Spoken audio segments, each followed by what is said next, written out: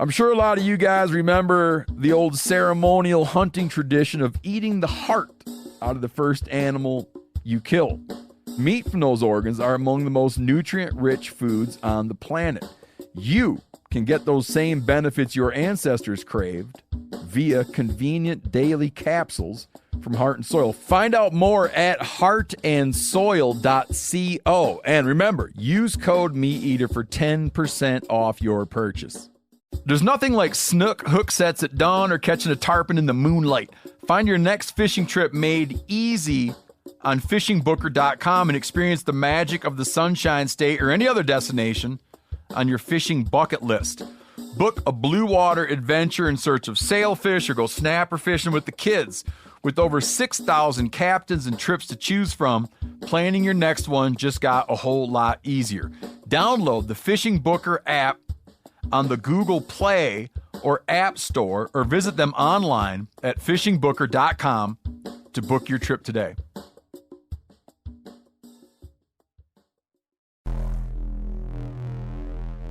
Welcome to the Wired to Hunt podcast, your home for deer hunting news, stories, and strategies. And now, your host, Mark Kenyon. Welcome to the Wired to Hunt podcast. I'm your host, Mark Kenyon, and this is episode number 140. Today in the show, we are joined by Kip Adams of the Quality Deer Management Association. We're discussing the latest deer harvest trends and current issues impacting deer and deer hunters, such as changing habitat, disease, urban deer management, and much, much more.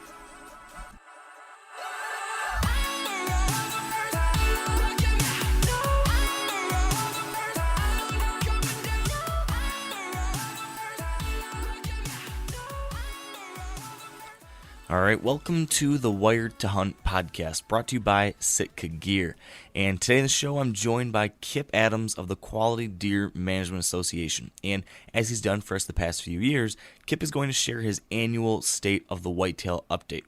And by that, I mean Kip's going to share with us a variety of updates related to the latest deer harvest numbers and trends from across the country, as well as some insight into the most pressing issues related to deer and deer hunting currently, such as whitetail habitat degradation, trends in fawn recruitment, the latest on diseases such as EHD and CWD, and much, much more. And it's really going to be an interesting conversation, I think, and it should nicely set the stage for us for the rest of 2017. I think it'll put us in a position where we all kind of have a good idea of the state of the resource as we kick off this new year and start planning our deer hunting projects and hunts and all that good stuff. So since we are without my trusty co-host Dan today, we're going to quickly bring Kip on here with us. But first, we briefly need to pause to thank our partners at Sitka Gear for their support of this podcast. And as we've done the past few weeks, we're back with Jessica De Lorenzo, who is one of the female hunters involved in designing and testing the new women's line of clothing from Sitka. And today, to wrap things up, I asked Jess to tell us just a little bit about what it felt like to finally, to have put in so much work to create this women's gear and then to finally see it all come together in the real world.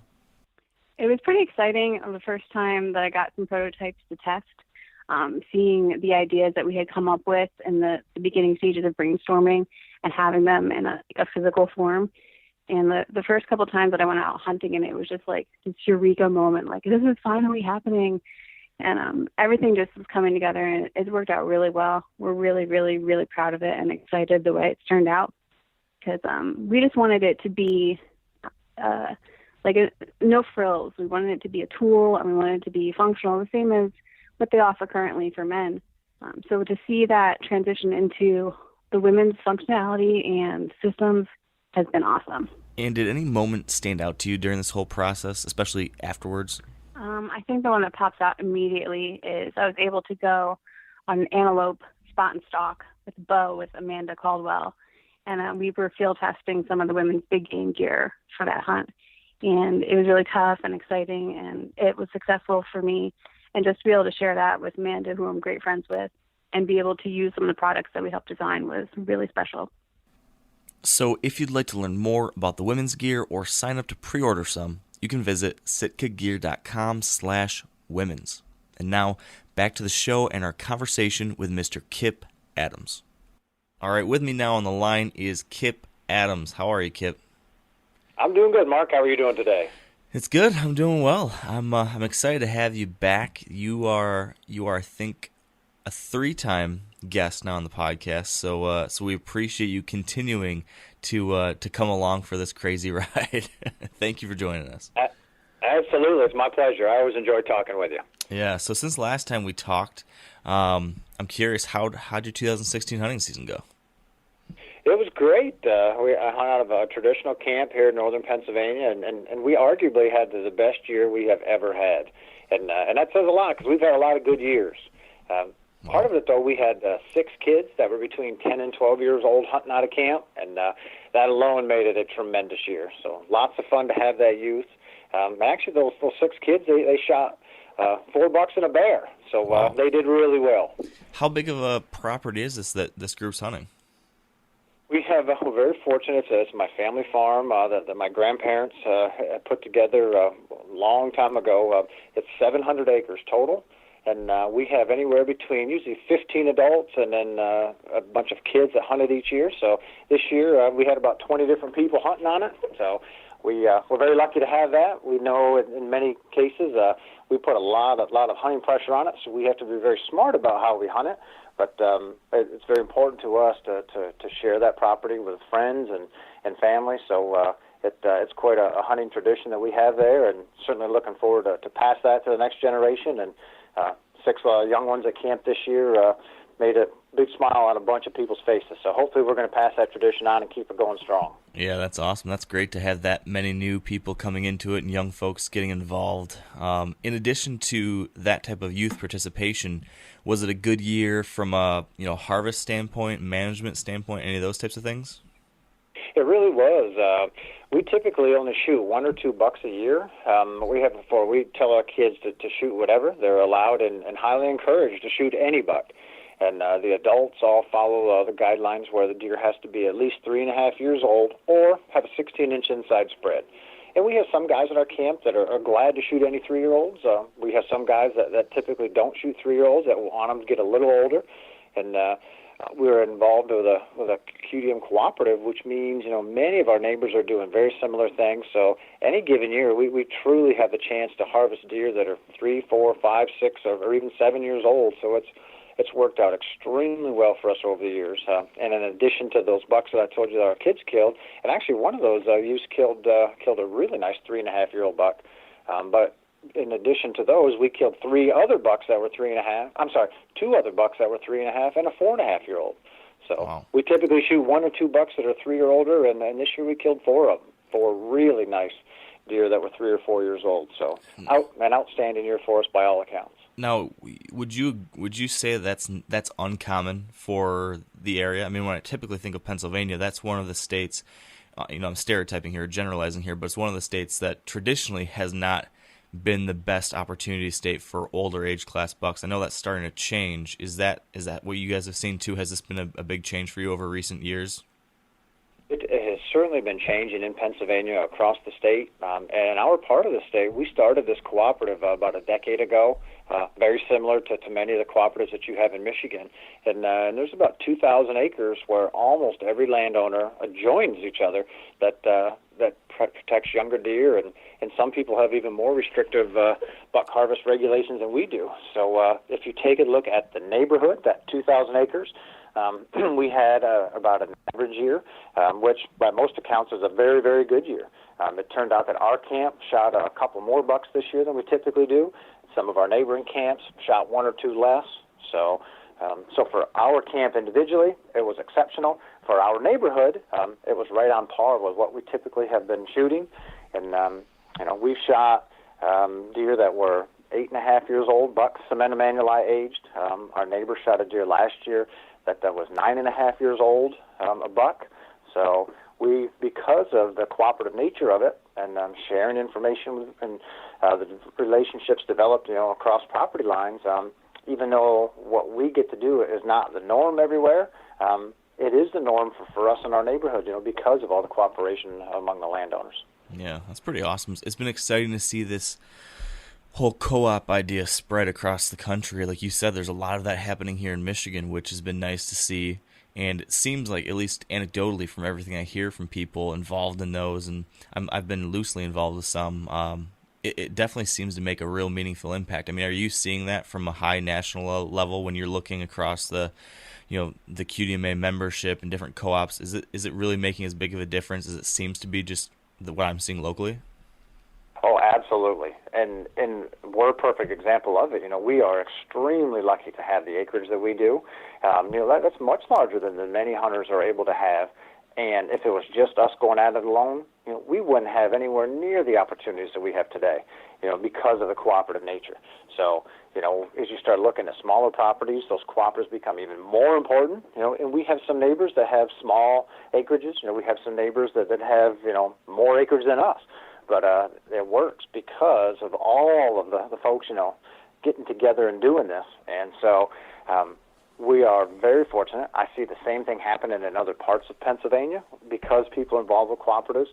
And, I'm very lucky to get to work around the country, so I see the same thing happening, the Northeast, the Southeast, the Midwest, the Upper Midwest. There's no boundaries to where a cooperative will work well or not. It truly can work any place that whitetails live. It's just a matter of, the hunters and the landowners getting together with their neighbors and, talking it through and, having handshake deals and starting to develop a little bit of a friendship or a relationship, which then greatly compounds into the deer hunting end and what they're able to do. So the neat thing about it is, too, is, they often start small and they start slow. And which is fine. Even two people working together can start to make a difference. And then over time, you get another neighbor will throw their 20 acres in, and another guy just down the road a little bit will throw his or her 40 acres in, and suddenly, man, you made some friends that you never had before. Your deer hunting's better, and it's a whole new ball game. And you guys lead the North, Michigan with regard to co-ops, Texas leads the South, and they've been just doing those so much longer than everybody else. And people think of Texas as these big land ownership patterns, and kind of they go at it by themselves. But that's not true at all. They've had co-ops there a long time. They call them associations rather than co-ops, but it's exactly the same thing. So that's how, even with some of these larger properties they have there, they're able to be so successful. You guys lead the North with that, and there's many other states trying to catch up to you, and I think that's a very good thing. Yeah. QDM cooperatives are definitely one of the hottest things going right now, and I think a very, very bright sign for the future of hunting. Yeah, no, I agree.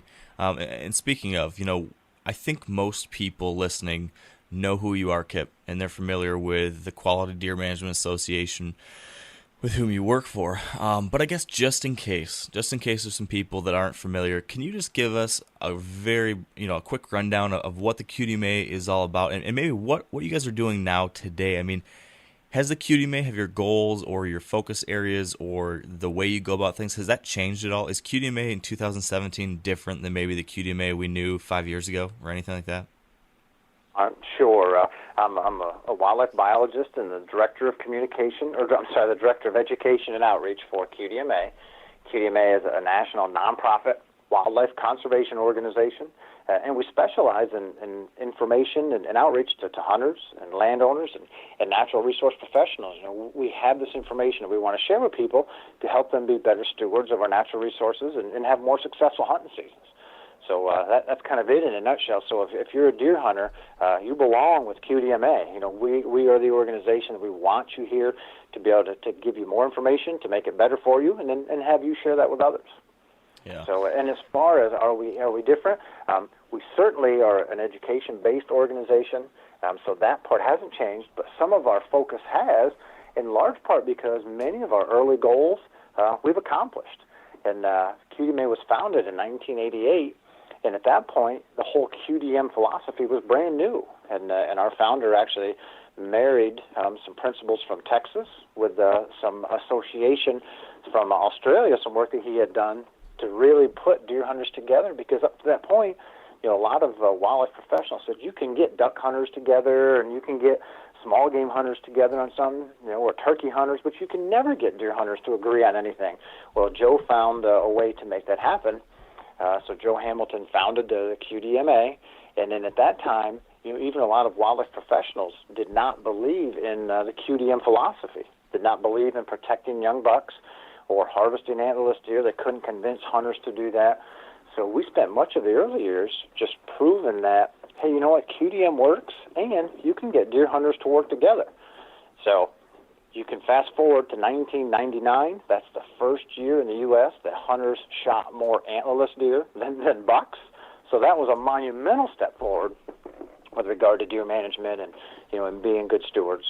Then you fast forward a little farther, and suddenly now, boy, you know what? We're protecting more yearling bucks. We're getting more bucks into the older age classes. We have more balanced age structures.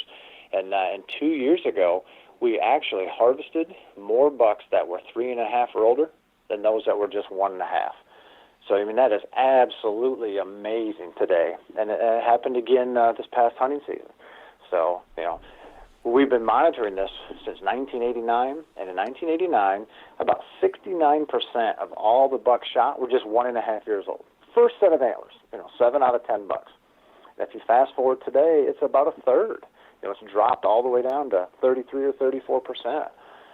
And a bigger percentage, 35%, are 3.5 or older. So last past season, for the first time ever, hunters shot more bucks that were 3.5 or older than those bucks that were just 1.5, or even those bucks that were just 2.5. So this is very remarkable because there's a lot of states that have restrictions to protect yearling bucks, 23 states to be exact. But there's many other states that have, very active public education programs, to encourage people to pass younger bucks. So what that means is, okay, we're passing these yearlings, and even 5 or 10 years ago, a lot of people then just shot them at 2.5 years old. Well, what we see now is, they're making it to at least 3.5 at record numbers, and there's not a single state in the country that has regulations designed to protect bucks that are 2.5. So what that means is that hunters are willingly passing an entire another age class of deer that they could legally kill just because they have seen benefits of hunting older bucks, and photographing older bucks, swapping tactics with these older deer. So it's a very different place in deer management, and it's a pretty exciting one to be. And hunters have really shown their desire to want these older deer and their willingness to pass legally harvestable deer to be able to get to that. So that's a pretty cool place we're at now. So Because of that, our focus changes a little bit to providing new information on this changing game of deer management, as well as, rather than trying to prove that QDM works, because everybody knows that now, make sure that we are broad enough in our educational outreach to bring in more hunters that may not know about us or, may not be landowners. And that's fine.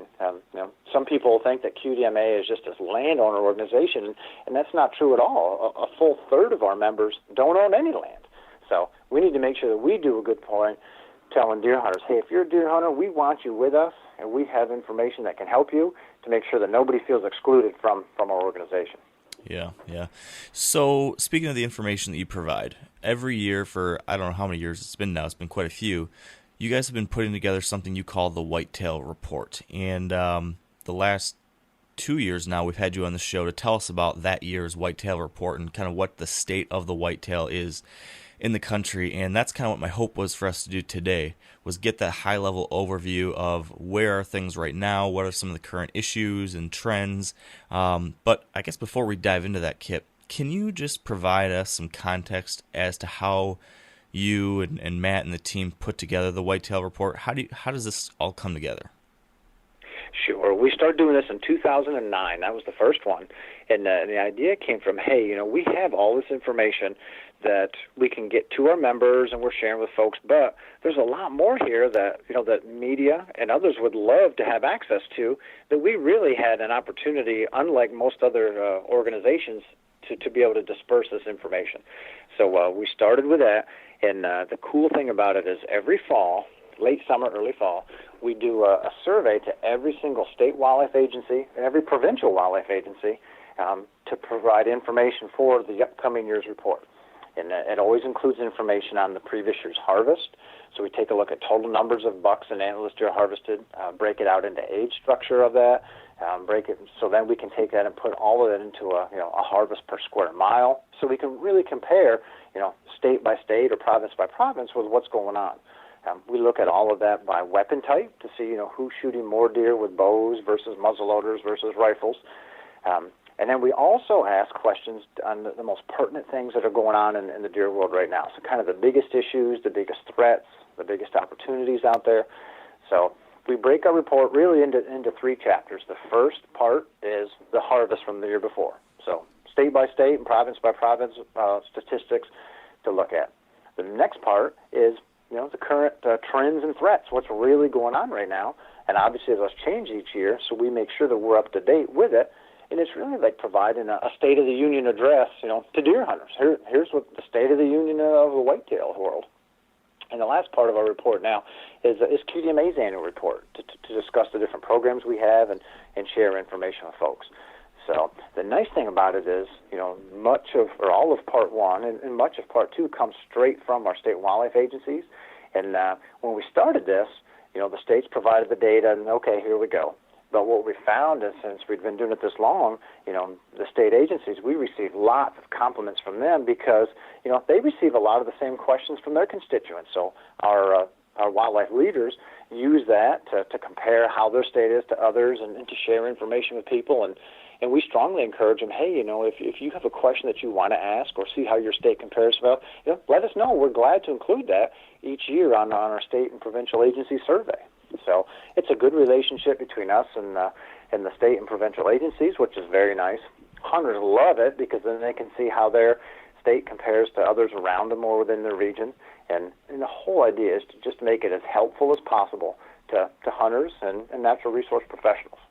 So speaking of your relationship with these state wildlife agencies, from the hunter standpoint, I feel like there's always this interesting dynamic between hunters and that agency and the regulations that are put in place and all these different things. From your unique perspective, what is the state of our state wildlife agencies? Do you feel like, and I know this requires a massive amount of generalization because there's so many out there, but how are these state agencies doing when it comes to,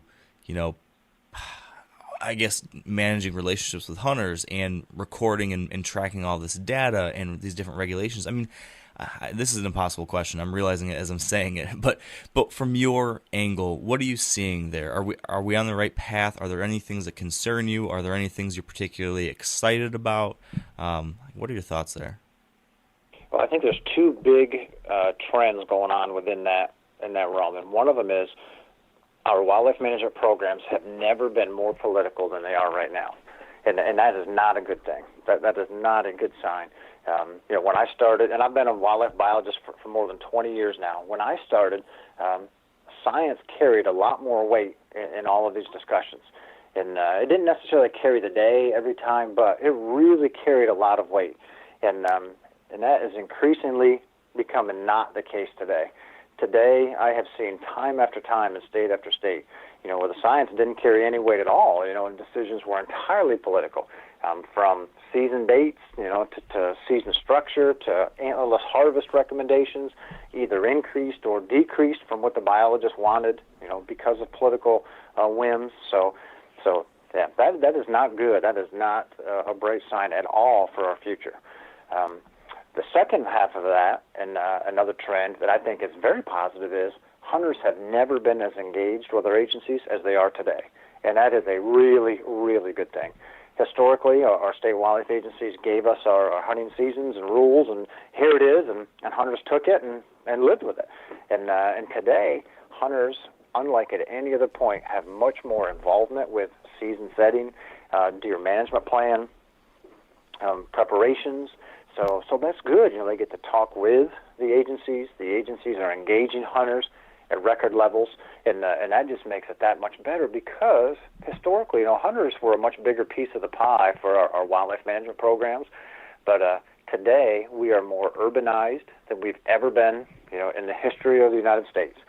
So what that means is much more of our wildlife decisions are being made, in the cities and in suburbia, rather than rural America, like we often think of from a hunting end.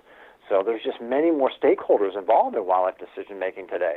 And so because of that, as hunters, we need to make sure that we are represented. So the fact that hunters are more engaged with the agencies is a very, very good thing. And, there are some agencies that do a much better job of that than others. And if you look at many of the issues today where states really need the help and support of hunters, the state wildlife agencies that have been engaging hunters for a longer period of time have much better public support and working relationships, and it's very evident. And so that's a good thing. And hunter agencies, in my opinion, need to engage hunters at even higher levels to make sure that they do have that support moving forward, because there's some pretty tricky issues out there that we're having to deal with today. Yeah.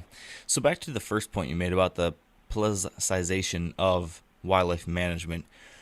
Where does that blame get placed? Is that people within these wildlife agencies are allowing themselves to be influenced by politicians, or is this like above their pay grade and the politics are coming from above and they're being forced on the agencies saying, hey, no, I don't care what you're telling me to do, this is what we're going to do? Where's the onus put there? It's the latter of what you just said. It's from above the agencies, and so they're being told what to do, what they can or cannot say. So, in most cases, our agency's deer biologists, they're as mad about what's happening, as the average hunter is, because they're being told either to stand down or the recommendations are not going to be followed. They're going to be dictated from above, and in many cases, not even just the executive director of the agency is above that. Coming to them from the board of commissioners that oversees the agency, or somewhere along those lines. So yeah, it's not our deer biologist by any means. So is there a solution there? I mean, do hunters as a contingency have enough influence to influence that next rung above? If we were to start making a ruckus, is that something that is achievable, or is this outside of our realm of influence? No, I think it absolutely is, and that's really where a lot of this is coming from, Mark. You'll see, and it's often worse in states that historically have not engaged hunters at a very high level. It's many hunters and groups that are just so dissatisfied or upset with their lack of opportunity to be engaged that have gone to their legislators, and that's what's driving a lot of this. So just as they're driving it kind of in a bad way, the majority of hunters who are very good stewards of our resources and upstanding individuals, we can do the same thing and put that power back in our biologists' hands. And some cases, it truly is another industry, another faction out there, that has a bigger lobbyist than the wildlife group. But for the most part, there are more hunters than almost any other group out there. So, if we work together, we certainly can put that power back in our trusted agencies' hands. And the really thing that's holding it back is some of the agencies, that have not had good relationships with hunters in the past, really need to mend those. And most are. Most have done a very good job over the last 5 to 10 years mending a lot of those relationships and trying to improve them. And so we just need to see more of that. And I think the longer that we worked, or more hunters work with their agency, the better that relationship comes. I think you'll see a return of some more of that science-based management, which is very much needed. Yeah. So is it fair to say that pointing the finger and getting pissed at the wildlife agency most of the time isn't necessarily the best course of action for us hunters? Maybe more times it's how do we engage with them and better understand where they're coming from and help out in from that standpoint? Yeah, I'm an optimistic person, so I always try to take that approach of, hey, even if we haven't got along well in the past, let's work together on this now, because there's a lot of people out there who are not for hunting or wildlife management. So as hunters, we and our agency managers, really need to stand together on these. So I encourage hunters, hey, even if you don't have a good history with your local biologist or your agency, continue to try to make that happen. Continue to be positive and be a productive part of the conversation. Too many times I've seen hunters, who are upset with their agencies, who then take every opportunity possible to kick them or degrade them, and that doesn't help anything. Because at anything that you do in life, and this is especially true with wildlife management, your view versus your agency's view, there still comes down to a relationship there on whether the people working for the agency like you as an individual or not. And if they dislike you, it really doesn't matter how good your ideas are. You're not all that likely to have them implemented. So, I encourage people, hey, it's good to make friends with your biologist and your agency, and you don't have to agree on everything for sure, but, at least let them know that, hey, you are here to help. You're not here to to make the problems any worse or to kick them, that doesn't serve anybody good in the wildlife world. Yeah, it's amazing how much you see that kind of thing, especially, with anything these days with social media. The villainization of some of these agencies sometimes is I don't know. It's interesting to see how people.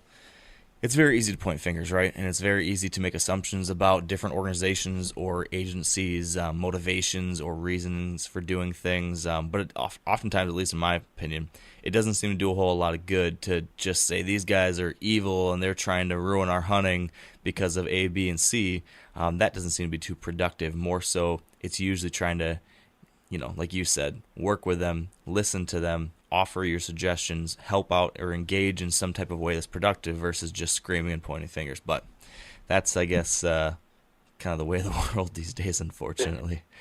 You're right. And I'm privy to some closed door meetings and some high level meetings with some of these agencies, and I've heard deer biologists and agencies say, "Man, Kip, we agree with you 100%," or we would love to do this.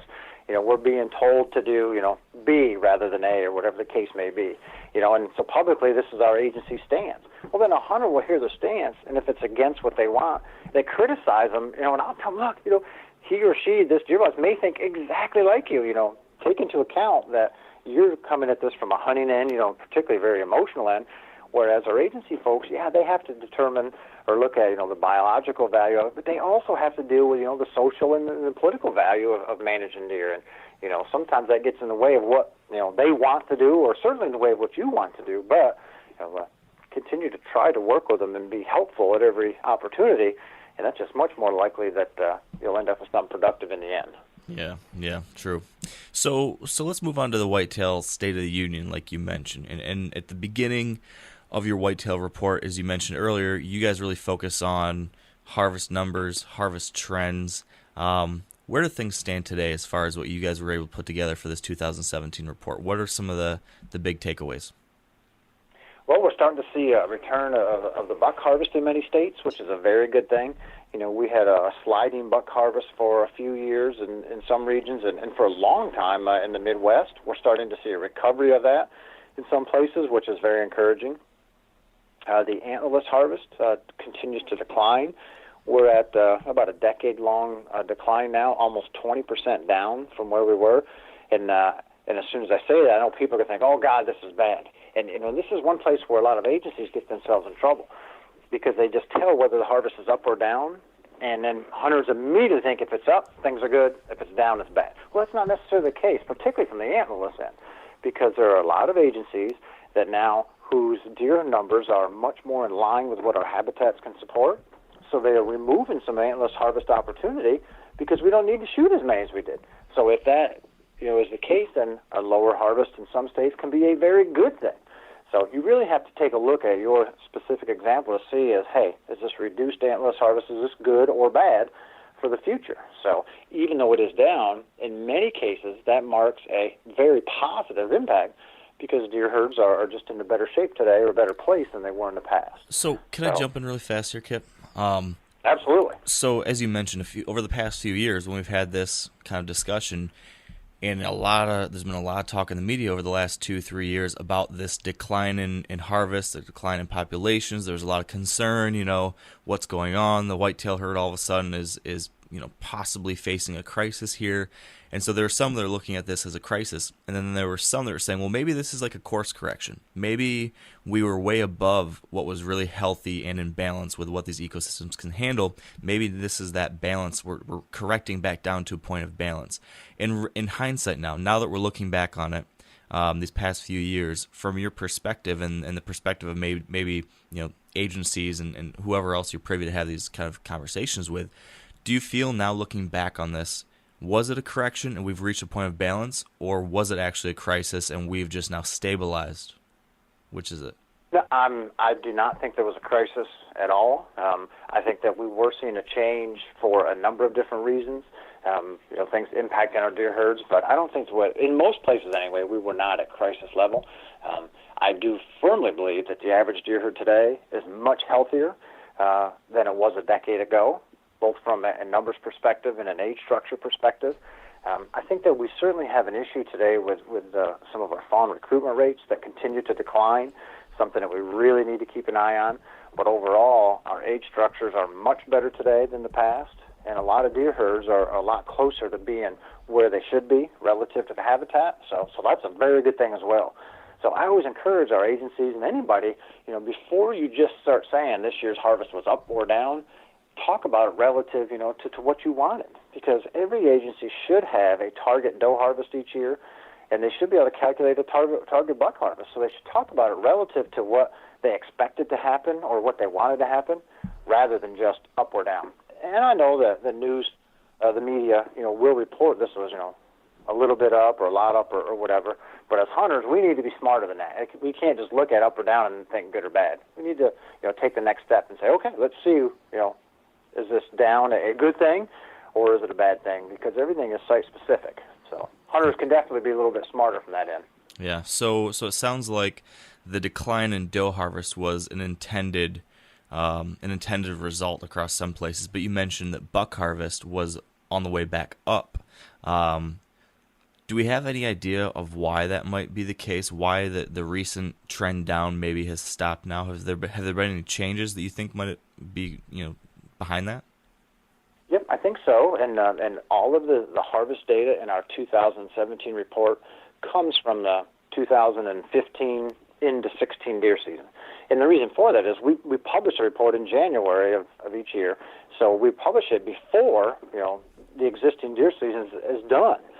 There's seasons that run through January and even into February in some states. So all of the data that we talk about here, is from the 2015 into 16 season because it's the most recent season where you have complete data that you can analyze. And I think from that, why we had that buck harvest increase, agencies, were monitoring and seeing that the buck harvest was declining. We had a couple really bad hemorrhagic disease years within the last decade. So that, by agencies taking a look at that and accounting for it, they have manipulated some of the antlerless harvest moving forward, such that if they were in an area where, we really do need to save some deer, they've made changes such that they can protect more antlerless deer and allow some of those deer herds to recover a little bit. So I think there was a few factors like that led into it, and almost all of them intentional by our agencies, to help correct that buck harvest decline. So and we're starting to see that recovery. And the really cool thing about it is the buck harvest total is all antlered bucks. So we have a recovery in antlered bucks, but then also record numbers of them that are 3.5 or older. So it's not like we have a recovery, but they're all 1.5. We have very, very good age structure and an increased harvest. So that's a tremendous win-win for hunters. Yeah. So here's something that I've heard some people talk about kind of anecdotally, and I'm curious to see if you've heard of anything like this on a larger scale. In the years of 2012 and 2013, there was a lot of EHD outbreaks across certain areas of the country, particularly some spots in the Midwest. And, when that happened, there was large-scale die-offs in local areas of a lot of bucks. And the thought, though, I think a lot of people had was, okay, so there's been a significant reduction in some of these older age class bucks. But for the bucks that did survive, because of reduced competition for food, they're going to be much more likely to be able to have a lot of access to great nutrition and a better chance of reaching older age classes and being more healthy, possibly reach their full genetic potential from a whole bunch of different standpoints, including potentially antler size, different things like that. Have you heard of anything on a larger scale? Is that something we're sort of seeing as we get into this 2015 and 16 season? We're seeing some of these deer that are now 4 years old or something like that have lived in that post-EHD outbreak world where they have better access to habitat, and now we're getting a healthier, more genetically reaching their potential deer herd? Well, that certainly can play a factor if, the number of deer that died in an area were large enough that the remaining deer had a big jump in the amount of nutrition that's left. So did that happen? I don't know. It probably did in some areas. That certainly can happen through, the HD die-off or just good deer herd management. I would guess that certainly played a role in that. Is it the major role? I think there's a lot of other habitat work and herd management work going on right now, to help make sure that deer get abundant, high-quality nutrition. So I think that probably had a bigger role in it, but the fact that there were fewer deer certainly plays right into the herd management part of it, Mark. So I think they probably went hand in hand and with what you were asking, and certainly allowed for more food for those bucks and the remaining does and remaining fawns. So that's just, if everybody can get a little more to eat, and particularly a little more high-quality food, that's just good all across that deer herd. Yeah. So you mentioned fawn recruitment, and that's not trending in the right direction. What are you seeing there? What's the latest there, and why is this still happening? And what's that mean? I don't know if everybody understands why fawn recruitment rates are important and what that means for the long-term future of a deer herd. We monitor fawn recruitment rates very closely because that is one of the best measures of productivity of a deer herd. And what the fawn recruitment rate is, it's not the number of fetuses inside a pregnant doe, or it's not the number of fawns that hit the ground in the spring or early summer. It's the number that are alive day one of your deer season in the fall. So it takes into account, the number that are born in the spring, but then we see how many of them make it to be about 6 months of age, and are alive in the fall. And from a hunter's perspective, that's what's most important, because that's a measure of, the health of the deer herd from a reproductive standpoint, and, how good is the habitat, to provide good fawning cover, et cetera, and food for the doe to feed that fawn to allow it to not just be a day or two old, but to be 6 months old, and enter the fall population. Well, if you back up a couple of decades, it was pretty close to one fawn per doe.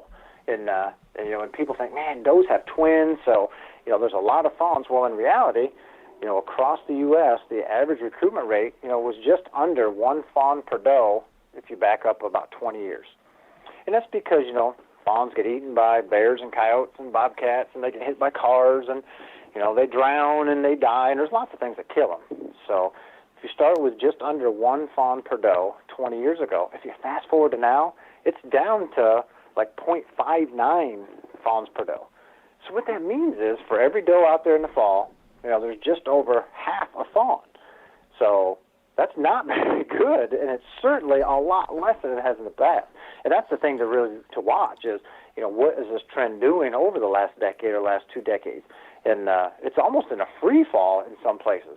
And obviously, the number of fawns being recruited is a direct result of, how healthy are those deer? Are those does getting enough good food to feed them? And how good is the habitat to protect them from, dying either of malnutrition or predators or whatever. So as hunters and managers, we want very productive deer herds. And the way to have the most bucks in an area is to have the most fawns born and then survive to fall. Because approximately every other fawn born is a buck fawn. So to have most bucks is to have the most fawns be recruited into the deer herd, because then the next year they have their first set of antlers. So it's a very different situation if you're recruiting about one fawn per doe versus if you're recruiting 0.6 fawns per doe. That's very, very different. So it means a lot less bucks being introduced into those deer herds. It means a lot less antlerless deer that the average hunter can shoot, so it's less meat for the table. So, and some people point the finger right at predators, and in some cases predators are having a big impact, particularly in the southeast, but that's not everywhere. There's places where there are very few predators. We still have declining recruitment rates. So there's definitely something going on with it that as hunters we need to really keep a close eye on. So if not predators, what are some of the other things that could be behind this? It can be just a lack of good habitat. So, and if there's not good enough habitat, that means those does aren't as nourished, which means they don't provide as much milk for the fawns. Some people think that if a doe doesn't have a really good diet, that her milk is lower quality, and that is not true. A doe that's starving will still have very high quality milk, but what happens is she just doesn't have very much milk to feed her fawns. So because of that, they don't grow the way they should. They're malnourished, they're weak. So you see fawns dying that way. You see, just above average mortality rates for those fawns, which is obviously not good at all, and it's just a red flag for that whole management program. If fawns are dying at a high rate like that, then that's obviously not a good sign for those adults either. The adult does aren't healthy, which then means the bucks aren't all that healthy. They're not able to express their body growth or antler growth potential, and so that's not good for any of us. No. So on this habitat front,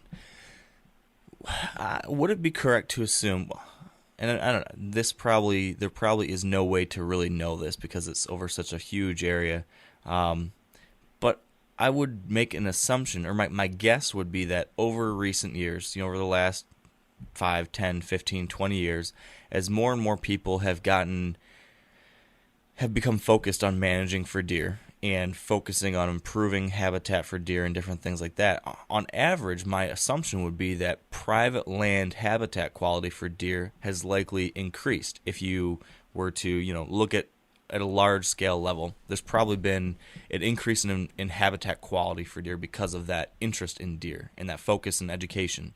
I guess number one, do you think that's a safe assumption? And then number two, if that is an assumption we can safely make, if we think that private land habitat is improving on a larger area of land being managed for deer now, where is the habitat degradation happening then? Is it because more and more private land is being taken out of, natural growth and being put into monoculture agriculture, just big cornfields and bean fields, or is it something else entirely? Well, for the first part, I think absolutely yes. I think the average landowner today who's interested in hunting his or her land they understand far more about improving it for habitat, and there's more habitat management going on than I would say probably ever before in the name of deer, which is really good because then there's a lot of other species that benefit from that. So I think some of the habitat degradation issues we're facing, one of it is certainly conversion of wildlife habitat to cropland, particularly row crops. We lost a full quarter of our CRP land, during the last decade. A full 25% of it gone, and that's the most successful wildlife habitat program, from our federal government that's ever been implemented. And with increased row crop prices a few years ago, we lost millions and millions of acres. So I think that is a big part of it, and that particularly hurt the Midwest region. The Northeast and the Southeast, yes, it hurts us to lose that, but we have a lot of cover anyway. But in much of the Midwest, the limiting habitat component was cover, and now you're removing millions and millions of acres of the most limiting habitat component, so that really hurts those deer herds. So that is part of it. But also part of it is you have a lot of landowners who either are not hunters or are just not that interested in that part of it, that we have forested habitat that is just maturing. And a mature forest just doesn't provide all that much for deer, with the exception of wintering areas in the north where they have to have that thermal cover and protection. These overgrown hardwood forests, all through Appalachia and throughout much of the Whitetail's range. Young forest, very good for deer. Mature forest, not so much. They just don't support that many deer. And if you take a look at percentage of forest in the U.S., we're about where we were a few decades ago. So we're really not losing forest, but what we are losing at a very quick amount are those young forests. Those young forests that provide the most food and cover for deer, they're just simply maturing. And mature forests just can't support as many deer as younger ones can. So is there anything being done from a state level or a national level to try to incentivize some type of forest management that might be able to help us reset that? I mean, or anything other than that that's being done to try to address that issue of these maturing forests across the country and what that means for wildlife? Yeah, there is. There's a lot of initiatives and incentives from the states, and actually QDMA has a new employee, a young forest specialist that's working for us in New York, that his job every day, he talks with and meets with private landowners to teach them the benefits of having young forests on their property from a wildlife end, and his job is to talk or to convert older forests to younger forests in the name of wildlife habitat. So that's through a grant from the NRCS program. So there are similar initiatives like that in other states as well. So there's actually a big push all through New England and New York right now along those lines because we're losing grouse like crazy because same thing, forests are maturing and they really need those young forests too. So and there's a lot of songbirds and other interior forest species that need that type of habitat, and we're just losing that at such a fast rate that we are seeing some states and federal programs to try to increase the amount of that. And so certainly from QDMA's end, we recognize it from deer hunters, the value of those young forests. And So we're very excited to have that guy there to be able to work with private landowners to do that. All TDMA staff encourages landowners to do it as well, but it's pretty cool that we have a guy on the ground actually meeting with landowners every day to actually make that a reality. Yeah, very true. That is very cool. Now, it's also important to have diversity in the age of habitat as well, right? Because, correct me if I'm wrong, but my assumption is that it's really important to have young forest, but we don't want to have no old growth forest either, right? For other wildlife species and just the balance of an ecosystem. I mean, there's value to all the above. It's just a matter of making sure you don't have all of just one. Is that correct? That is correct. That is absolutely correct. Diversity is key, and right now we just have way too much of the older stuff and way too little of the young forest. So, yeah, we don't want to have all young forest, but we want a good range of age classes and making sure that we have an ample amount in that young forest. And so that's the intent of that program. Yeah, that makes sense. Now, to the other piece of habitat, you mentioned the CRP issue out in the Midwest. You mentioned over the last decade we've lost millions and millions of acres. Where do we stand right now with the CRP program, with the next farm bill and what's being proposed or anything like that? Are we in a state where we think it's going to only get worse, or are things changing? What's the future look like for CRP and cover programs like that across the Midwest and the country? Well, I don't know what the discussions are within the farm bill to where that next step is going to go with that, but I do know that all that land that we lost was due to those higher commodity prices. So people think, well, okay, now, corn and beans, the price have dropped like crazy. Can't we just put that land back into CRP? But it's not that easy because, you look at many of those agricultural producers, when they greatly ramp up their production and then put those acres back into row crops, that often comes with additional equipment, tractors, drills, plows, combines, etc. So when it's all of a sudden commodity prices are down, those farmers can't just stop crop farming that. They're caught in that. They have to pay for that equipment. So in many cases, they continue to farm those acres, to just be able to help make, or at least hopefully make, payments for all that equipment. So it's not nearly as easy as, okay, let's just put it back into some good wildlife habitat. So we get caught with that, and that's not a good place at all. I'm not sure what the next farm bill will be or how that will help from a wildlife habitat end. I think we're very lucky with our new administration in Washington, D.C. is very pro-conservation minded. That is very good from our end, but we'll see what happens from a wildlife habitat end, at least with our federal programs. Interesting. In what ways do you think our new administration is pro-conservation from that standpoint? Is there anything specific you're referencing there? Well, at least throughout the campaign, he talked about his conservation views. I know he comes, or at least his sons, are hunters, which is a very good thing. There has been talk with much of the conservation community leading up to the election on promises or campaign promises and ideas of what he would like to see. So I think that we're in a much better spot from that end, who our leader is in Washington than we've been in quite some time. Certainly more pro-conservation than we've seen recently. So I'm really hopeful from that end of it that this can be good for our wildlife management and wildlife habitat efforts. Okay. Yeah, I'm going to be interested to see what happens too. I hope that those things are true, because we certainly need that support from the top all the way down to the bottom. So back to the harvest stuff. You mentioned that the data you were referencing was 15 and 16 data, but I do know that some 2016 hunting season stuff has been rolling in. What have you seen from the states that have reported on 2016 data so far? From what I've seen, and I try to keep up with that as well, it makes a lot of headlines. We saw was a lot of what we have heard about thus far from 2016 was very similar to 15. Some of them have been down, but literally a percentage point or two.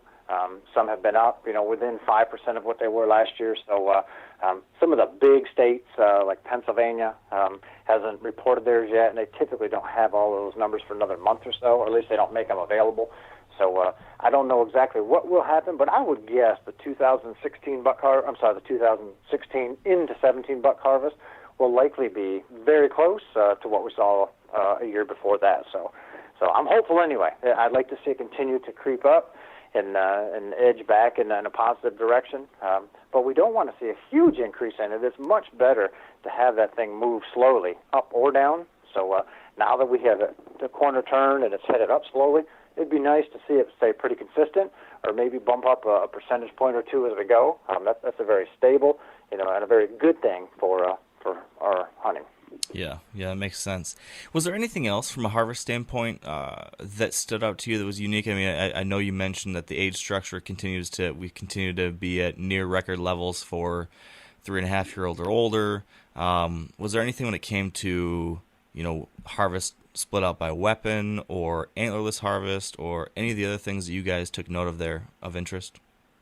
Yeah, I think the one thing, certainly the age structure is the biggest, but the next thing that's really interesting to me is if you take a look at the harvest by weapon type, and we break this out, we monitor this each year as well, and firearms still take about 2/3 of the deer harvest, a rifle or a shotgun, and what we saw in 2015 was firearms were right at 66% of the entire harvest. However, from the bow end, bow was 22%, and so it's between 1/5 and 1/4. But there were some states that reported the crossbow harvest kind of in the other category. So some states combined bow and crossbow, some separate it. But if you look at whether it's vertical bow or crossbow, bows are getting pretty close to 1/4 of the harvest, and that's really bumped up. 15 years ago, the bow harvest was only 15% of all the harvest, and now we're pushing that 24, 25. So what we're seeing is the bow having a much bigger impact on total deer harvest. And I think that's for a couple of reasons. One, as I said earlier, we're more urbanized than ever before. There's just a lot more bow hunting opportunities today.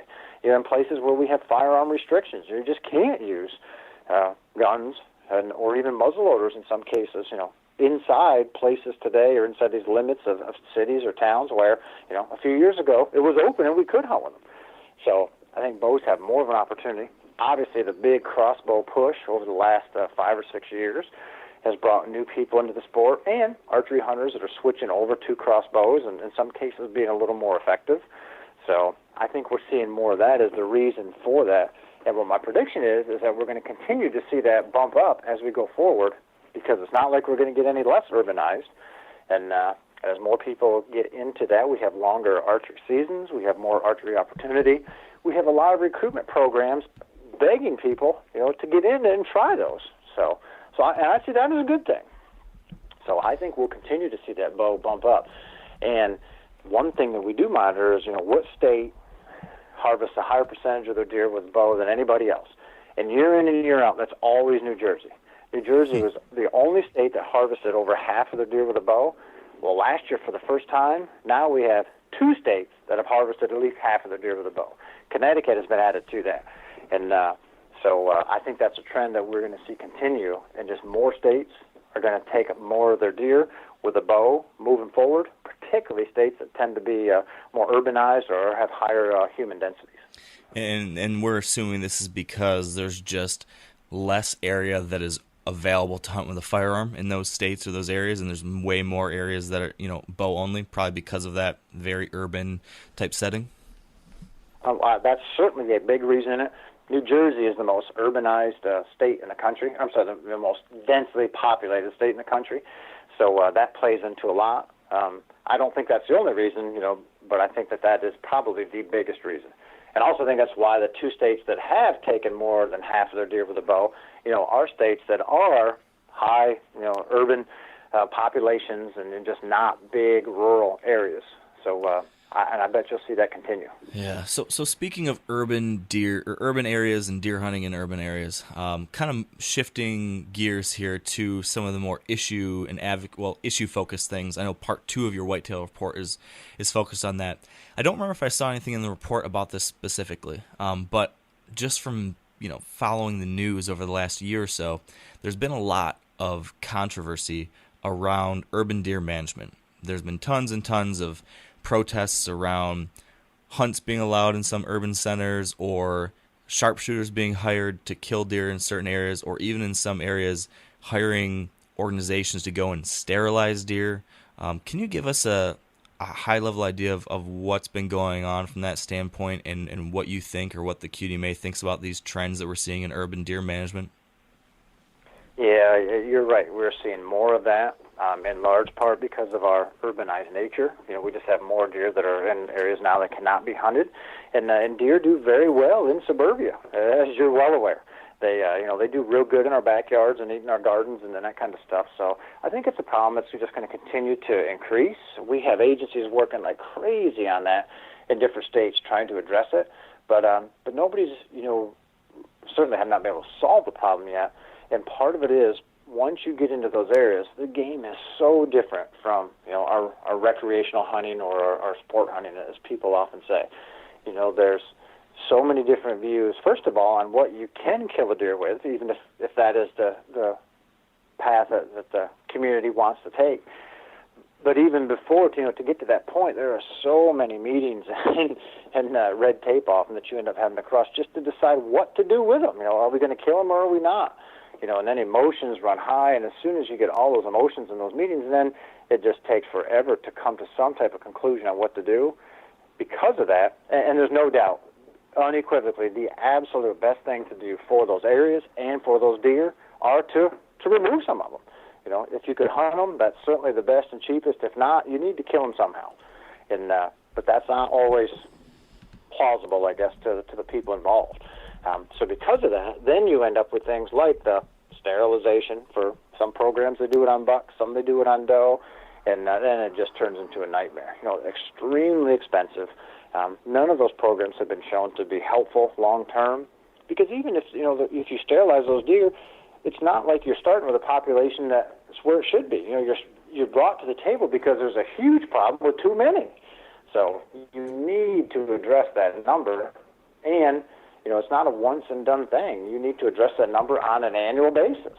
And most of those urban situations like that, whether it's at Cornell University where they're sterilizing deer, or Ann Arbor, or pick a city anymore, it's in the news all the time. They are extremely expensive, and in the end, mostly ineffective. Do we risk? Here's what I'm thinking: when you're seeing this option of sterilization being put on the table more and more often in these states or cities, like you mentioned, on Long Island they're doing it now. In Ann Arbor, I think they're talking about doing it. Or they are doing it in Ann Arbor. As this is being proposed and being accepted in more places, do we risk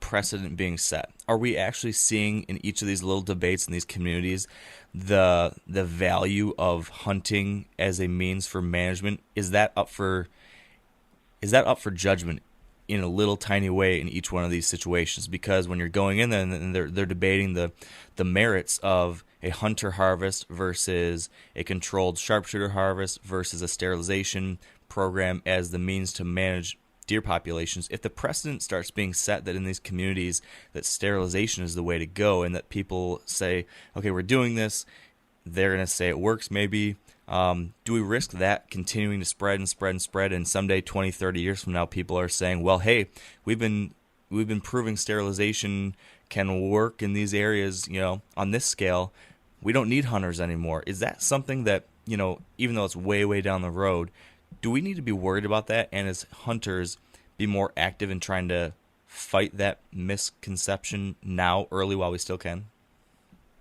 Well, I don't think that's going to replace hunting moving forward, and the reason for that is, at least yet, nobody has been effective at solving the problem with these other means, and it has just been extremely, extremely expensive, far more expensive than to ever solve it with hunters.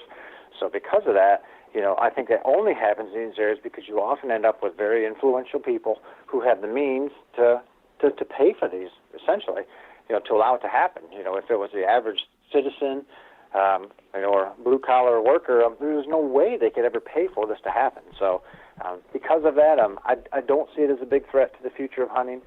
I don't think it's a good thing in these areas. Every time you open up another opportunity, I guess there is the potential for what you're saying. But long term, that doesn't scare me nearly as much as some of the disease issues do out there for our future. So let's talk about that. Disease issues. as we mentioned earlier, there were some big EHD scares a few years ago. It doesn't seem like that has been quite as severe the past few years, but CWD continues to pop up. Can you give us a quick primer on what's happened recently with both of those? And then maybe I'd be interested in diving deeper onto the CWD front, but maybe start with a quick overview of what's the latest on EHD. Sure. Hemorrhagic disease, luckily in 2016 was not a bad year again in most of the U.S. A couple places it was pretty severe, though. West Virginia and Virginia had really bad outbreaks again.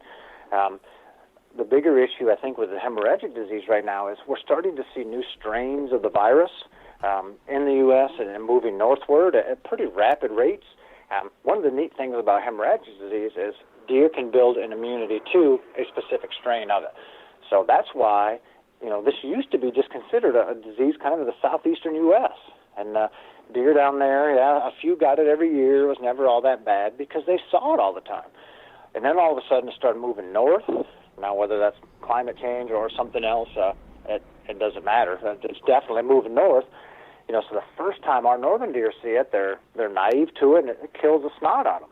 Well, so that is continuing to happen here in the north every few years. But also, we're starting to see these new strains in the south that are killing the snot out of some of our southern deer because they're naive to it. So there's a big concern by many today regarding hemorrhagic disease because of these new strains and some of the movement of it. So I think it's something we need to be very carefully watching.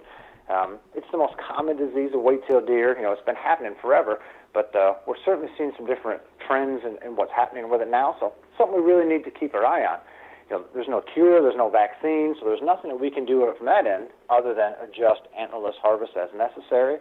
And since it's dependent on the vector, the little noceum that transfers it from one to another, it's not like an individual deer is passing it to another deer directly anyway. Certainly the vector can bite the deer and then take that to another deer and infect them. But from a management end, we need to monitor it. There's not a really result of our actions that's impacting additional deer because of it.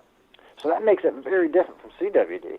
And I think CWD is a much, much bigger threat, partly because infected deer can give it to another deer and infect them, in large part because there's not a practical live animal test yet. So because of that, we move deer every single day that can unknowingly have the disease to new facilities and then to new states, which is a terrible thing.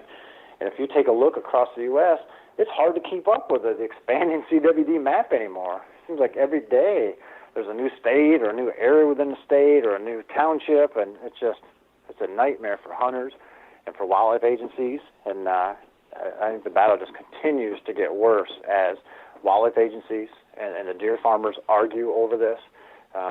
We certainly are not in a better place now than we were 5 or 10 years ago with it. And I think that there's some pretty tough times ahead with regard to agency regulations, hunter desires, and arguments across agencies with regard to what we're doing with captive deer versus free-ranging deer. But there's no doubt, I definitely see that as one of the biggest threats to the future of our free-ranging deer and our hunting heritage. So you mentioned there's been a lot of news when it comes to new positives across the country. Do you have? Can you give us a handful of those new places where CWD has been found for the first time or increasingly? Where have we seen some changes there? Sure. 2016 was big for the first time, we had it in the southeast. It had never been in a southeastern state. Arkansas shows up in Arkansas, and they say, okay, we have one here. It must be something brand new. Well, they quickly started sampling and realized, oh, my gosh, this is way more widespread than we thought. So it literally went in Arkansas from being the first state in the southeast to confirm it, to thinking, yeah, this is a recent incident, to then realize, you know what, this most likely has been here for at least a decade. So that's a big difference if the disease just shows up versus you had it for that long. So that was very big. You end up with in Texas and captive deer. They had not seen it in captive facilities. They've confirmed it there now, which is huge. You end up with a new area in Pennsylvania, which is huge. And then in most places that had it, it continues to just expand. You end up with more research showing that the deer populations are now actually declining because of the disease. None of those are good for what you and I love to do, Mark. Yeah. So, can you specify? Or, excuse me, I can't talk. Can you elaborate on that study that came out of Wyoming that I think that you were referring to there, that spoke to some long-term research that showed in these areas where there has been CWD for a long time, we're now seeing quantifiable long-term reductions in deer population. Is that something you can speak to? Sure. That's one of the first places they identified it. And one of the things about CWD that the disease experts have been warning about is, hey, look, this is not something that comes in for a year or two and you just see massive die-offs. It's something that just builds itself within the population, continues expanding and expanding to a point where all of a sudden, now you start seeing these declines. And there's no vaccine for CWD. There's no cure. It's 100% fatal. So that's never good for deer. And we're seeing for the first time now these long-term impacts of the disease being in that Wyoming herd, where they're attributing up to 14% mortality annually just from the disease. That's not including what gets hit with a car or shot with a rifle or whatever. So just think about it. In any state where you hunt or want to go hunting, if all of a sudden 14% of the deer this year are dead because of it, 14% at least next year are dead because of it, suddenly hunting opportunities are becoming really reduced. And, Wisconsin's had it the longest in the East. And you can talk to people from Wisconsin, and we have, at QDMA, that have told us, look, I wouldn't wish this on my worst enemy. This is just so bad in my area. Every deer we kill now, or almost every deer, has the disease. We're not seeing older bucks anymore. It's a sad thing. And if you take a look at the national age structure data for the last 2 years, Wisconsin has led the country in harvest of yearling bucks. And you think of Wisconsin, everybody thinks of Buffalo County and these great big deer. Well, they're trending the other way. And actually, this past year, they harvested the lowest percentage of bucks that were 3.5 or older than any state in the country. So wow. That's not a good trend for what you want from a deer hunting end. No. So here, the thing about CWD, from what I see, is that there's a lot of conflicting information out there that I think the average deer hunter is seeing today that has got to be confusing, because there seems to be a lot of science coming out and a lot of biologists who are emphasizing things that you have here that make a lot of sense. But then I feel like there's some arms of the media and there's some people that are going out and having seminars or publishing articles or writing online that are saying something very different. And they're saying that CWD is overblown, that it's some government conspiracy theory, or that wildlife agencies are overreacting tremendously, and that the issues we're seeing in Wisconsin with deer hunting, harvest, and satisfaction and everything, the reason why that's all bad now isn't because of CWD, it's because of the big bad agency that have overreacted and ruined deer hunting. So you're seeing some of that kind of talk. What do you make of that, Kip? Why is this happening? Why are there some people that are saying this, and what do you think about what they're saying? Well, I think that there is tremendous confusion about it, in large part because there's just so much about CWD that we don't know. There's a fair amount that we do, but there's way more that we don't. So because of that, there's room to argue either side of the issue. As a wildlife professional, I tend to be on the side of the vast majority of disease experts, and what they say, what they predict. So, but there are certainly some wildlife managers on the other side of it, in some cases because of personal gain by other interests, in some cases because they may truly believe that the gray area of CWD is just not that big of a deal. You can always play the odds, and anybody who takes a look at what we do know about it, it's not good. I think that we've seen a lot today published in writing and on TV and in public events, that it really does a disservice to what we do know about the disease. And I think that's a very bad thing. And particularly some very influential people who are tremendous educators, that are respected and valued by deer hunters, that I think, they're not telling them the whole story, or they're telling them a skewed version of it. And I don't think that's very good at all. No, yeah, I felt the same way. So could you give us, as best as possible, from what the most verified and reliable science and research has shown, what are a few of the things we can say that we do know about CWD and that we do know about proper reaction to it? Is there a handful of things that you can tell us that, we can safely assume this is true, and this we can at least stand by this, and yes, there's still lots of gray area, but this is what we do know? Sure. We know that it's 100% fatal to deer. We know that deer can pass the infectious materials that they have to other deer through urine or feces, saliva, blood, for other deer to pick up the disease and get it. We don't know exactly how much of that material has to be shared before another deer gets it, but we know that deer definitely can deposit those infectious materials in those bodily fluids for other deer to get. We know for sure that once they get it, they're going to die, but it may be a few months to a few years. And that's part of the problem, was if they got it and died immediately, they'd be off the landscape and hopefully not spreading it to as many other deer. But the fact that they can look completely normal and shed those materials for months or years and let other deer get it is, a real hindrance to managing the deer herd. So we know those things for sure. Some of the stuff that makes it difficult is, as I just said, they can have it for a while without showing symptoms. There is not a practical live animal test to test for it, and that is probably the biggest hindrance. There is a tonsil test as well as a rectal biopsy test that are both live animal tests. The problem with those is that they may work on deer, they don't work real well on elk, and the one that's being touted as the most useful right now, that rectal biopsy, does a pretty good job detecting it if a deer has had the disease for quite a while. But in the early stages, it misses almost all of them. So it's not practical for use and certainly not a reliable test. If we did have a reliable test, that would make it a lot better, because it's crazy the number of captive deer that are moved every day. That certainly, and it's not like people in the industry are bad. They don't want to have CWD in their facility or spread it to another one either. But if you can unknowingly move these deer, that's a big threat, to our free-ranging deer. So, boy, if we could have a cat or a live animal test, that would help things a lot. So in addition to something like that, improving testing and things, what types of reactionary measures do you think, or can we safely say, seem to be recommended or either necessary or recommended, I guess, as far as, okay, we have CWD somewhere, or we're trying to prevent CWD from getting somewhere? What types of steps have we found to be effective in managing it, or could be effective, I suppose?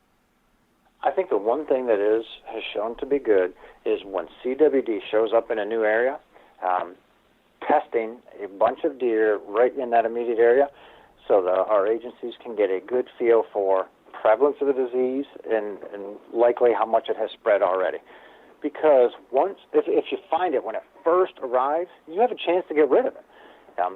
So I do believe that when you find an area, it is very good to test a bunch of deer right in that area, exactly like you guys did in Michigan, exactly like what they're doing in Minnesota right now. Once it has spread through an area, there's nothing that we know of right now to eradicate it. So I think once you've determined, okay, this is not a new thing, it is here, it's spread, it is very good to know, like, okay, how far has it spread, or what do we have here? But at that point, I think the game changes a little bit, in that since we can't eradicate it, the worst thing we can do is alienate hunters and lose their support. And the best way to do that is to say, hey, we're going to kill every deer here and be done with it. And obviously that doesn't work, and nobody wants to see that. I think a perfect example of a good working relationship has occurred in Michigan when it showed up, because the agency has done such a good job over the last decade or so of mending relationships with hunters and wanting to be good partners with our QDMA branches, with all of these QDM co-ops. So they trust the DNR there, or at least many of the deer biologists or the people they work with. So it was a really nice thing to see how, okay, you have it here, the agency reaches out to these different groups, we need support, we need to test these deer, we need to do this. They did it very quickly, very efficiently, and it has worked very well in where it is in your free-ranging deer herd. So because of that, I think that you have to have that working relationship. What does not work is if the agency just says, hey, this is what we're going to do, and you have no say in it. Because the reality is, most deer are on private land, and they can't just go onto private land to kill these deer. So they have to maintain that good relationship. And in many cases, hunters want some older bucks to be able to photograph and hunt and pursue. So if an agency says we're going to get rid of all the deer or all the older bucks, well, then hunters don't want to hear that, and they're no longer part of the solution. So I think that once you find it's established, it's much better to keep hunters engaged so that they continue to harvest antlerless deer, and so that they can keep with the program and keep being part of the solution. And if that takes a few older bucks out there to make sure that they want to continue, then I think that's a very good thing. It's much better to have those older bucks to keep hunters engaged, I think, than to try to remove all older bucks and lose support from all the hunters. That makes sense. I think to what we talked about earlier, that necessary collaboration between hunter and agency, it makes sense that you need to keep that relationship there by not alienating them with some of these possible regular management decisions, while at the same time trying to make the proper management decisions for the long-term future. It's that balancing act that seems to be the challenge, but it makes a lot of sense.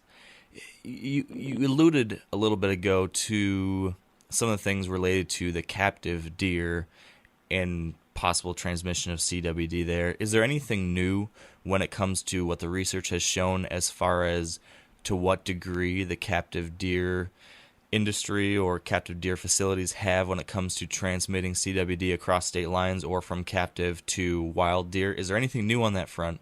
And then number two, is there anything new when it comes to how that is being regulated or managed?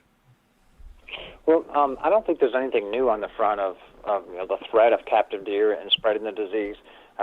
I'm, in many cases, less concerned about them spreading it to wild deer right around their facility through the fence as I am about spreading it to wild deer around the facility through escapes from the facility, but even more apart from just movement from one facility to another, by deer in a trailer or in a truck. If you take a look at how CWD is spread across the U.S., there's no way that this has happened just by random movement of the disease. It's been trucked into most new places, and that's either being trucked by a live deer or by a dead deer, just harvest, the carcass and movement where you're not supposed to. And, as hunters, we're our own worst enemies with that. I know people who move deer illegally. Once they've legally harvested a deer and then they end up bringing, the eyes and the brain back with the skull, or, they don't clean it properly or whatever. And so I think the science is pretty clear that the most likely way that the disease can move is live deer moving to a new facility. And, probably the second easiest way to move it is, by legal harvest of deer, but then moving parts that you're not supposed to. Eyes, the brain, the spleen, cervix or the backbone, that kind of thing. So certainly from the captive end, I think that, if we could stop all the movement of live deer, we would help. And from the hunter end, if we didn't do ourselves such harm and move stuff ourselves, we could help a bunch as well. Yeah, I think on that latter end, that's one piece that I feel like a lot of people still don't know about. When I'm just kind of sampling acquaintances and things, like, did you know that you can't, in many states, you can't, shoot a deer, let's say in Iowa, where there might be a CWD positive state, or any state like that, and then shoot that deer, throw it in the back of your truck, and bring it back into Michigan? That's illegal. And I think a lot of people do that, not realizing it, because these regulations aren't too terribly public. They're in the books or they're on the website, but I'm not sure a lot of people realize that in many cases, like you mentioned, Kip, you need to, you can bring the meat, you can bring the hide, you can bring the skull caps, you can bring the antlers with everything scraped off of it, but you can't just bring a whole head with the brain and all that other stuff in there. And that's one of those things that I think needs to be more publicized and made known to hunters, because I think a lot of people are doing this not intentionally trying to aid in the spread of disease, not intentionally trying to break the law, but just never would have thought that that's an issue and never would have known. We even did some surveys of the NDA that I think that showed a year or two ago that maybe some people didn't know that. Are you seeing that, Kip, as something that probably needs to be more publicized? Well, yes, the answer is yes, but I think a lot of it, the publication or promotion of it, needs to be among our own ranks. Every state wildlife agency that I'm aware of publishes that in the rules guide, and they talk about it. Could they talk more? Sure, they could, but at least they are doing that. But you're right, man. The average hunter just does not understand at all. Either they haven't read it or think, well, that won't apply to me. So yes, I think as hunters, we definitely need to talk to the other hunters in our camps and that we hunt with, and just let them know about this. I think part of it is just hunters, in large part, just don't care enough. They think, oh, this is not going to matter to me, or they see somebody on TV saying CWD is not that bad, so they figure, I'm not going to worry about it. Well, I think that could agencies do more? They certainly could, but I think in large part that we need to put the onus on ourselves as hunters to make sure that we're not negatively impacting our own future. Yeah, and what I was saying was to that latter point. I think it's something that just within the hunting community hasn't been discussed enough. So I agree with you on that front, and I guess hopefully we're going to inform a few people here today because yeah, it's something that just I'm surprised there's not a lot of people that realize it, and it can be a hassle. You shoot a deer, and now you need to cape it out yourself or skin it out and deal with it or process it, or now you need to go to a taxidermist in that state. But some of these things, like you said, they have bigger picture implications that, while inconvenient, make a difference. And we owe it to ourselves as hunters and to the future of this hunting lifestyle to try to take every steps we can to minimize that potential risk. So that's right. I agree 100%. So Kip, we talked about disease. We talked a little bit about some of these habitat things. Looking forward, are there any things that concern you, or any major issues or upcoming things coming down the pipeline that we need to be aware of when it comes to the future of deer and deer hunting that we haven't talked about yet? I think one of the biggest things is we need to have a bigger discussion on this whole disease thing. And the reason I say that is we started early in this conversation, so we'll bring us full circle here, talking about the age structure of the harvest and how hunters have shown their willingness to pass deer to get them to that at least 3.5-year-old age class. Well, as CWD continues to spread, some agencies take the tactic of, okay, we're not going to allow deer to get to these older age classes. We want the hunters to kill them young. In some cases, they have removed antler restrictions to return the harvest of yearling bucks. In some cases, they're actively supporting hunters to kill younger bucks. So I think that we're at a crossroads where we have really good hunter agency relationships in many cases, probably better than ever before. We have better age structure of bucks than we probably have had in at least the last 100 years. So we have a lot of happy hunters. Then all of a sudden, this next monkey wrench in this is, okay, it's spreading CWD. Some agencies want younger bucks.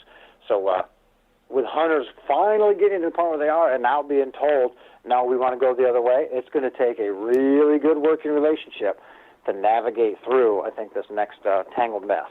And so some agencies have said, no, we're not going to try to drive buck ages younger. We want the continued support of hunters and be part of this and harvest antlerless deer, but not all of them. Some have gone the other way. So I think that's the next big hurdle that we're going to have to get over, in order not necessarily get over, but work our way through. And it's going to take good relationships on both sides and a lot of trust on both sides, agencies and hunters, to come out of this stronger at the other end. Now, is it safe to say that you would not recommend that that type of management decision based on what you said earlier about the importance of still trying to maintain some level of balanced age structure and the fact that improves hunter satisfaction? Is that correct? Would you say that this idea to just really start targeting the 1.5-year-old bucks to try to manage CWD maybe isn't the best idea? I think that when you first have CWD in an area, it is fine to target all deer, bucks or does. And if you establish, hey, this is brand new, let's get rid of them, I think it's absolutely the right thing to hit bucks and does hard to try to keep it from ever spreading out of there. However, once you determine now we're pretty well established here, then I absolutely think that it's better to have some older deer out there to keep hunters engaged and actively hunting. Okay, yeah, that makes sense based on what you're saying earlier. Okay, so that's something that's concerning you. What's something that you're excited about when it comes to the future? I mean, what silver lining do we have? What kind of optimism do we have in store for the coming year or two or few? Well, I think one of the things is we're starting to see a bunch of youth involved in hunting, which is a good thing. As we continue to have an aging hunter population, agencies have really stepped up to try to put in some new programs to get youth involved And so I see that as a very good thing because I think that the youth can correct a lot of problems. And I gave the example early on, in our hunting camp where, it was really cool to have all those young kids there. I think one of the things that as we start to get more youth involved, the youth numbers themselves are good for us. But I think at least an equally important thing is once those youth are involved, you end up with a lot of aging hunters becoming more engaged again as mentors. And we saw some of that right at our hunting camp last year, and I've seen this across the country where, a guy who's hunted most of his life and is getting older and just doesn't hunt as much anymore. Sure, he's still into it, but maybe not as much. Suddenly has an opportunity to really pass some of that knowledge that he has on to a young boy or a young girl. And I've seen people get really engaged again and just really excited about hunting. So I see that as one of the biggest bright spots going forward. Thus, so we have these new youth coming in, but at least as big of a deal is some re-engagement of these older folks as mentors. I like that a lot. Has there been any new data? I haven't seen this, so there probably isn't, but maybe you know something I don't. Is there any new data when it comes to hunter, what's the right word? Hunter recruitment? Anything new on that front? Are we seeing, I know a few years ago we started talking about a little bit of an uptick there with more youth, more female hunters. Do we see anything new when it comes to that trend yet? I haven't seen the data out of 2016 yet. I do know that there's more programs for them, kind of the R3 programs, the recruit and reactivate and retain hunters. So you're seeing more of that from the states, and we have a person from QDMA that sits on one of those committees and works actively. So you see a lot of programs to help that. There's more opportunities for those kids, partly because as we reduce more barriers each year, you end up with more states, that either reduce the minimum age requirements or relax some of those requirements to get kids involved. So I have not seen actual numbers from last year, but I do know that we're seeing more opportunities and more programs to help that. So hopefully that will indicate that, we actually do have more kids getting involved in, and nobody ever talks about the other side of it, that mentor side that I did a minute ago, but I think that we should. I think that is extremely important and, and one that we can't overlook. Yeah, that's a great point and something I hadn't really thought about myself either, so it makes a lot of sense. So, Kip, we've talked about the current situation of the deer hunting world. We talked a little bit about the future of the deer hunting world. What does the future of Kip Adams' deer hunting world look like for 2017? Do you have anything you're particularly excited about on the farm? Any buck you're after or anything like that? I am always excited about deer season. And actually, this past weekend, I have two young kids, a 10-year-old daughter and a 7-year-old son. So we were out on Saturday actively. We were cutting some trees, doing some habitat work this winter to increase our chances this fall of crossing paths with a buck or a doe of our dreams. So I'll spend a bunch of time this winter and this summer with my kids improving habitat, which is always a good thing. We'll do a bunch of camera surveys to have a really good idea of what's out there this fall. I will likely spend much, or at least I hope so, much of this fall with my daughter or my son at my side. They're both at the age where they want to go every day. I don't take them together.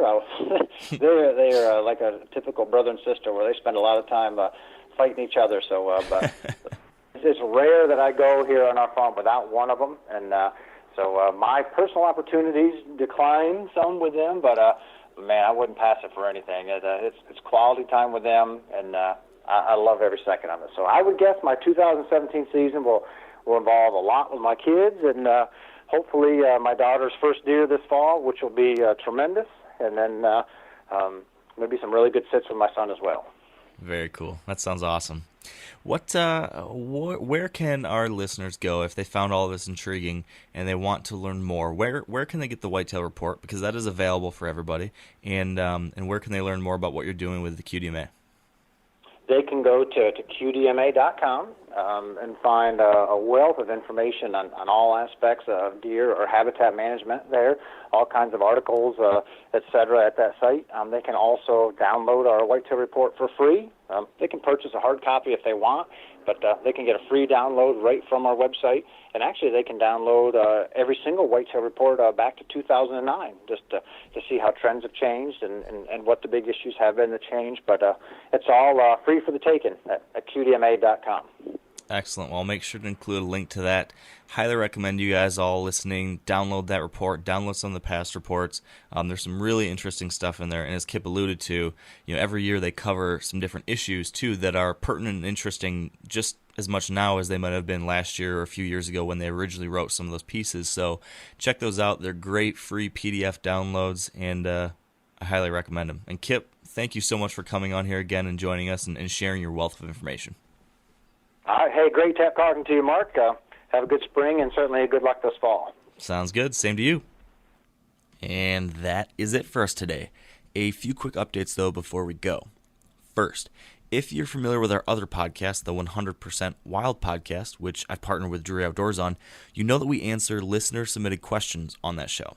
And right now, we're in need of some new questions to tackle related to off-season topics, stuff that's relevant to what's happening right now. Things like habitat work and food plots, or scouting, or off-season tree stand work, all that kind of good stuff. We'd love to talk about that. So if you have a specific question on a topic related in some way to those kinds of things, you can submit those questions by going to wiredtohunt.com/100% wild, and that's 100 the number 100 and then the words % wild. So check that out, send us your questions, we'd love to tackle them.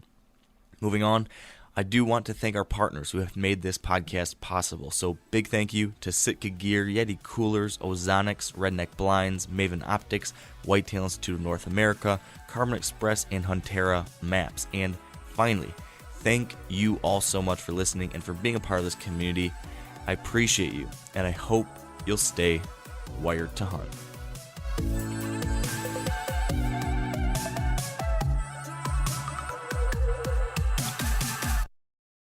I'm sure a lot of you guys remember the old ceremonial hunting tradition of eating the heart out of the first animal you kill. Meat from those organs are among the most nutrient-rich foods on the planet. You can get those same benefits your ancestors craved via convenient daily capsules from Heart and Soil. Find out more at heartandsoil.co. And remember, use code MeatEater for 10% off your purchase. You ever get that feeling the walls closing in, the concrete jungle suffocating you? You crave some wide open spaces, the chance to connect with nature, maybe in a spot all your own. Well, head over to land.com. They've got ranches, forests, mountains, streams, you name it. Search by acreage. You can search by location. You can search by the kind of hunting and fishing you're dreaming of. Land.com. It is where the adventure begins.